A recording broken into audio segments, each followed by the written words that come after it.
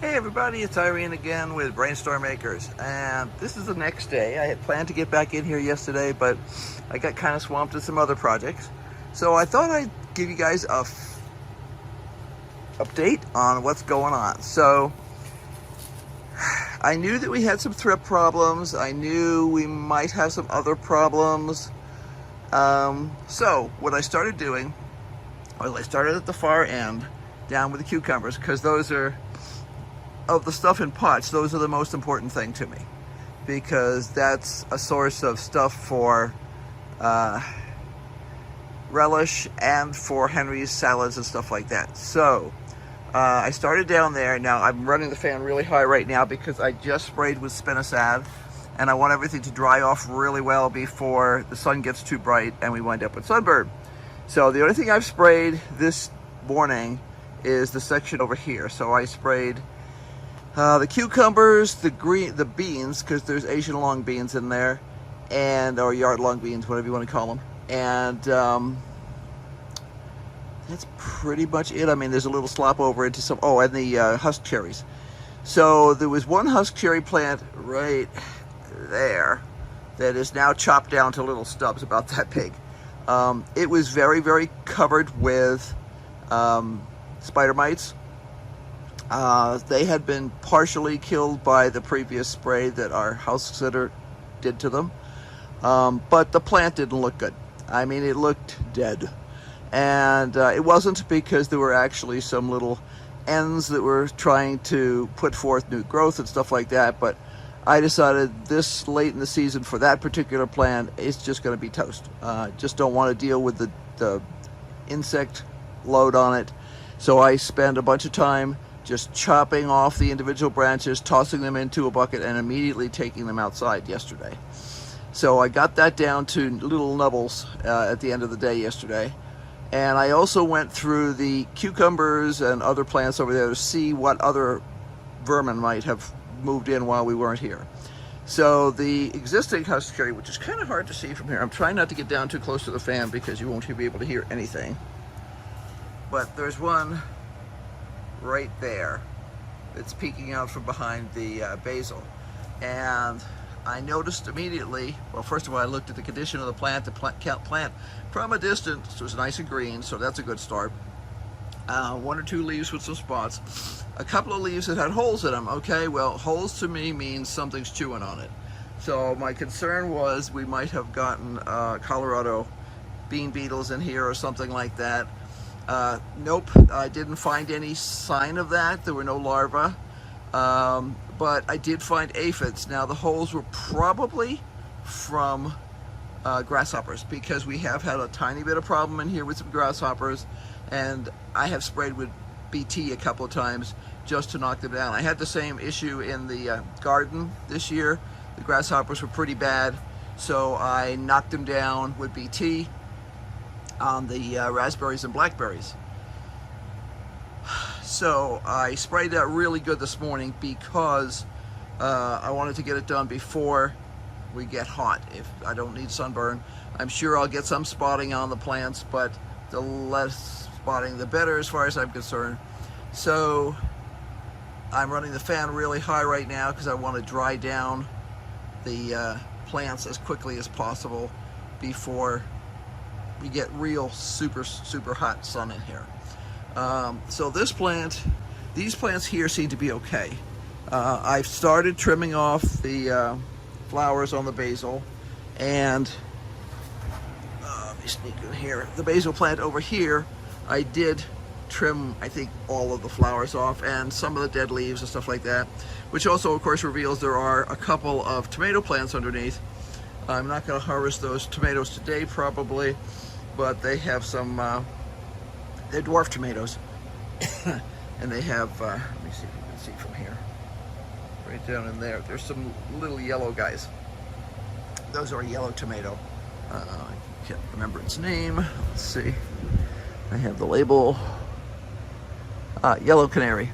That's part of a series that Haas Tools has out, where they have yellow canary and red robin and a couple of other dwarf tomatoes, which are highly productive, but I find to be rather susceptible to bugs. Like if anything in the entire greenhouse is going to have a problem, it'll be them.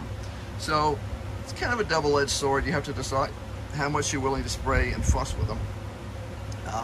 But I do love the fruit, so for right now at least, it's worth it.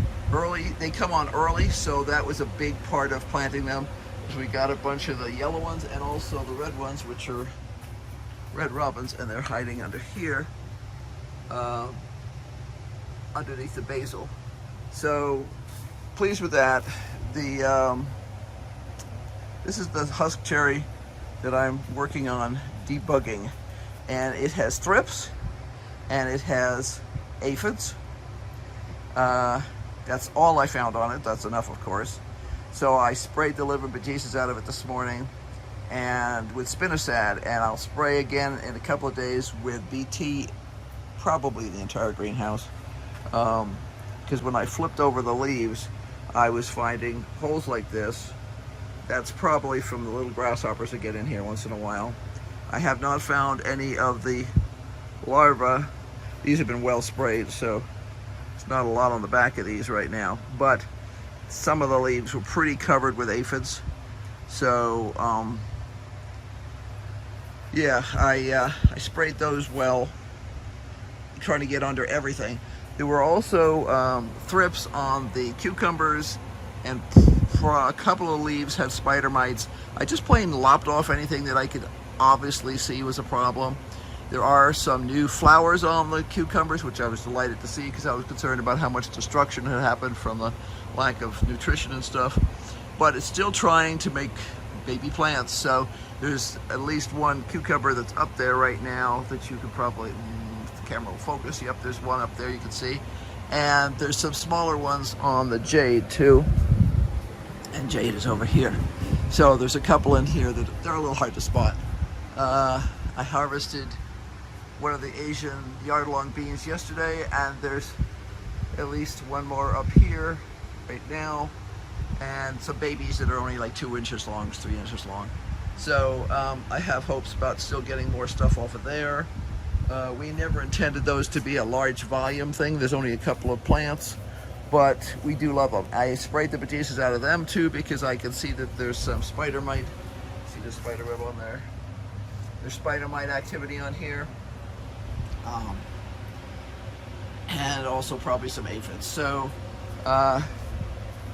yeah, like I said, I hit it hard with spinosad today, and I'll be hitting them again probably in a day or two with BT, and we should be able to get things under control. Now I have had very little time other than the major cutback yesterday, because this is what's left of that one husk cherry plant.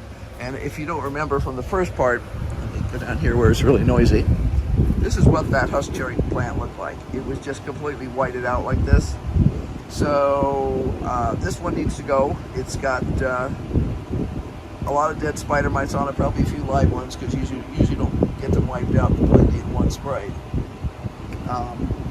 But I want to focus on, like, this is the water in here is turned off, and I'm just trying to leave this be for now.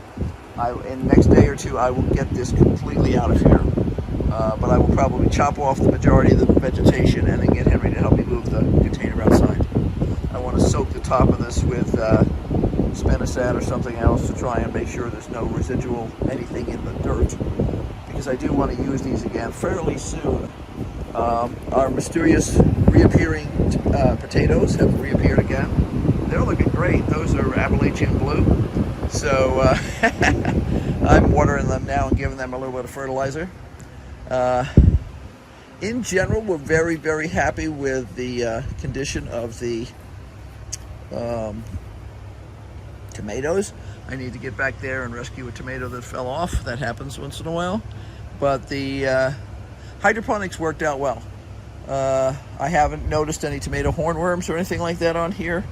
There is a little bit of splitting on some of these tomatoes, but not really awful. And these are for our own use, so it's like, okay, if they have a little splitting, it's not the end of the world. I need to get through here and make sure that everything is propped up. I have tied up a couple of the little errant branches on some of the tomatoes and some of the cucumbers, But there's more to do with that. Now that everything is soaking wet with spinosad, I don't want to play with that anymore this morning.